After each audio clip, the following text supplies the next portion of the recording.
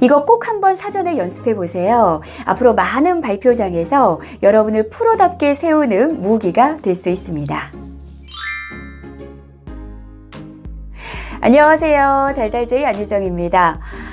아무리 발표를 잘하는 사람이어도요, 이 질의응대 시간의 긴장감은 누구나 가지고 있을 거예요. 왜냐?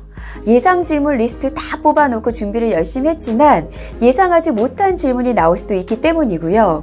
그리고 여기서 대처를 잘못하면 내가 목적하는 바를 달성하지 못할 수도 있기 때문입니다. 왜냐고요? 프레젠테이션이 경기의 전반전이라고 하면 이 질의응대는 후반전에 해당하기 때문입니다. 경기에서 후반전이 더 중요할 수 있죠. 역전골을 당할 수도 있고요. 내가 역전골을 넣을 수도 있습니다. 그렇기 때문에 이 질의응대에서 잘 대답하는 것은 굉장히 중요한 부분인데요.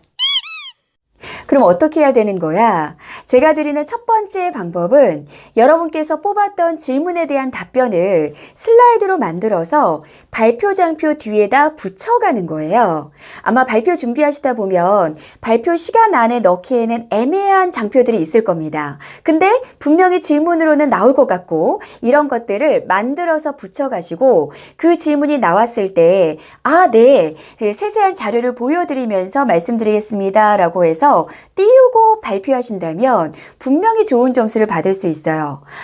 이 사람이 이런 부분까지도 세세하게 준비했구나. 되게 구체적이구나. 이 사업에 대해서 이렇게 많이 고민했구나 라는 부분에 있어서 굉장히 호감도와 신뢰도를 줄 수가 있을 겁니다. 또 나도 보고 발표할 수 있으니까 훨씬 더 원활하게 답변할 수 있다는 장점이 있겠죠. 근데 여기서 팁 하나.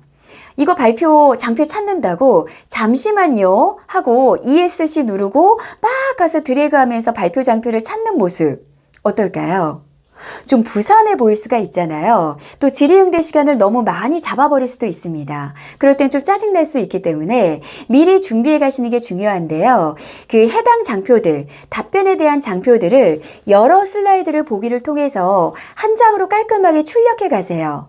그리고 네임펜으로 견적에 대한 부분, 견적 22페이지, 인원 23페이지 이렇게 크게 적어 가세요. 그리고 질문이 나오면 그 해당 장표의 숫자를 확인하시고 슬라이드 쇼 상태에서 다른 거 만지지 마시고요. 숫자를 누르시고 엔터를 치시면 그 해당 장표로 깔끔하게 넘어갑니다. 22번이다. 22 누르고 엔터를 치면 해당 장표로 넘어가시고 우리는 너무나도 프로다운 면모로 상세 견적에 대해서 보시면서 말씀드리겠습니다 라고 대답을 할 수가 있겠죠. 이거 꼭 한번 사전에 연습해 보세요. 앞으로 많은 발표장에서 여러분을 프로답게 세우는 무기가 될 수 있습니다. 두 번째 방법은 질문 구조에 맞춰 답변하라 라는 겁니다. 질문을 받으면 먼저 질문 확인을 하시고요. 그리고 두 갈식으로 답변한 뒤 만족 확인까지 마치는 게 좋습니다. 자, 질문 확인 같은 경우는 적은 인원 앞에서 발표하고 모든 사람들이 그 질문에 대해서 명확하게 들었다라고 싶을 때는 하지 않으셔도 돼요. 네, 답변 드리겠습니다 라고 해서 바로 답변하시면 됩니다.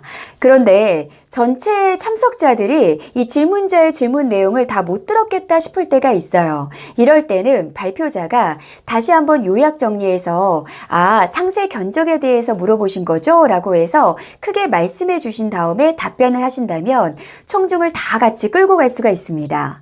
그리고 또 답변하실 때 이 질문자에게만 아이 컨택 하시면서 답변하신 분들이 있는데요. 소외될 수가 있어요. 그래서 이분에게 주시하는 것은 맞으시되 전체적으로 훑어보면서 전체적으로 공유한 질문에 대한 답변을 함께 이야기해 주시는 게 좋습니다. 왜냐하면 같은 발표를 들었기 때문에 공통적으로 궁금해할 사항들이 많이 나올 수 있거든요. 그래서 이렇게 질문 확인하시고 답변하셔야 된다라는 거 말씀을 드리고 두 번째, 프레바법, 두괄시가법으로 진행하셔야 돼요. 비즈니스 스피치 원칙이기도 하죠. 반드시 결론부터 명확하게 말하고 이유 말하시고 예시 말하시고 다시 결론으로 정리해주는 방법. 프렙 화법을 사용하시면 참 좋은데요. 제가 예전 영상에서 프렙 화법에 대해서 다룬 적이 있습니다. 그래서 혹시 모르신 분들은 그 영상을 참고해 보시면 좋을 것 같아요. 그래서 두 가지식으로 답변하신 다음에 마지막 단계인 만족 확인까지 가주시면 퍼펙트합니다. 뭐냐면 이 질문에 대한 답변을 마친 후에 여기에 충분한 답변이 되셨을까요? 라고 하면서 질문자와 아이 컨택하면서 마무리를 하시는 거죠. 그랬을 때 네, 충분합니다 라고 답변이 나온다면 명쾌하게 긍정적으로 끝내고 다음 질문으로 넘어갈 수가 있겠습니다. 그리고 혹시나 만약에 부족했다면 후속 질문이 나올 수가 있겠죠. 그리고 내가 거기에서 보완해서 답변을 하신다면 좀 더 완벽하게 답변이 될 것입니다. 자, 근데 여기서 주의할 점은 한 사람에게만 계속해서 질문을 기회를 주게 될 수가 있어요. 그래서 여기에 대해서 후속 질문에 대한 답변을 하실 때는 조금 더 간결하고 짧게 해주시고 다음 질문을 받는 식으로 진행하신다면 원활한 진행을 하실 수가 있습니다. 네, 질의응대를 잘하는 세 번째 방법은 어떤 상황에서도 평정심을 유지하고 상대를 존중해 주세요 라는 겁니다. 예를 들어서 모르는 내용의 질문을 급작스럽게 받았을 때 우리가 당황해서 이건 이렇고요 라는 식으로 임기응변식으로 얼버무리거나 또 정확하지 않은 정보를 제공할 때가 있어요. 이제 큰일 날 시대입니다. 왜냐하면 그 누구에게나 손안에 컴퓨터가 있잖아요. 스마트폰이 있기 때문에 바로 검증이 들어갈 수가 있고요. 틀린 답을 했을 경우에는 탈이 날 수가 있습니다. 그렇기 때문에 몰랐을 때는 솔직하게 인정하세요. 그 부분에 대해서는 미처 생각하지 못했습니다. 미처 준비하지 못했습니다. 제가 확실한 정보를 알아서 제대로 답변을 추후에 드리면 어떨까요? 라고 해서 답변을 보류하시는 것이 좋은 방법입니다. 또 지적을 받거나 공격적인 질문을 받았을 때 당황한 나머지, 욱한 나머지 그게 아니라 상황을 잘 몰라서 하시는 말씀인데요 라면서 맞받아치는 경우가 있어요. 자, 이럴 때일수록 평정심을 유지하시는 게 중요합니다. 상대하고 싸우려고 우리가 질의응대하는 건 아니잖아요. 목적을 달성하기 위해서 평정심을 유지하시고 존중하는 표현을 써주세요. 방금 말씀하신 내용은 좋은 지적이라 생각합니다. 저희 회사에서 참고하면 많은 도움이 될 거라 여겨집니다.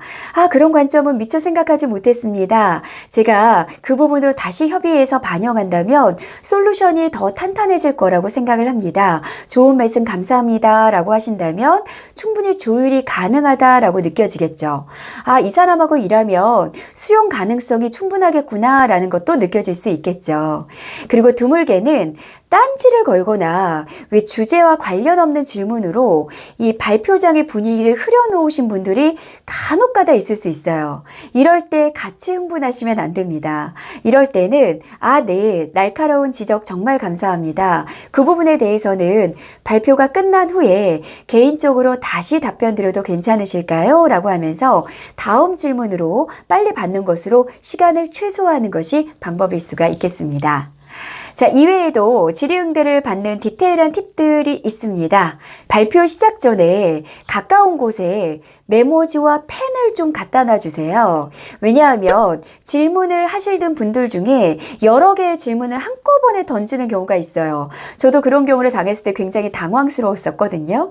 그래서 메모지에 질문을 핵심적인 내용을 받으시고 첫 번째 질문에 대한 답변을 먼저 드리겠습니다. 마지막으로 이 부분에 대한 답변을 드리겠습니다. 라고 해서 간결하게 답변해 주시는 것도 굉장히 좋은 모습이 될 수 있고요. 그리고 내가 이렇게 중언부언하는 질문을 받아서 요약해서 정리해서 전체 공유할 때도 좋은 방법이 될 수가 있겠습니다.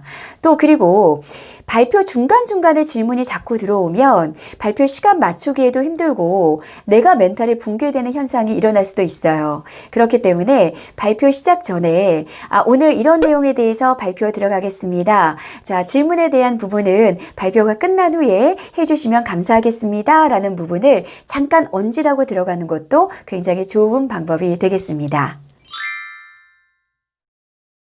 자, 이제 정리해 보겠습니다. 첫 번째, 예상 질문에 대한 답변을 슬라이드로 미리 만들어 가세요. 슬라이드 번호 치고 엔터 쳐서 깔끔하게 넘어가는 법 알려드렸고요. 자, 두 번째, 답변 구조에 맞춰 이야기하세요.